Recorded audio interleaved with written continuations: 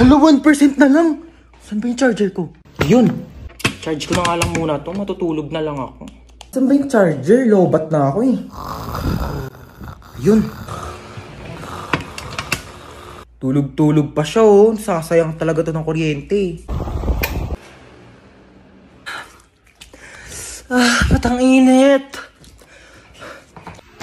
Bakit dito naka-charge?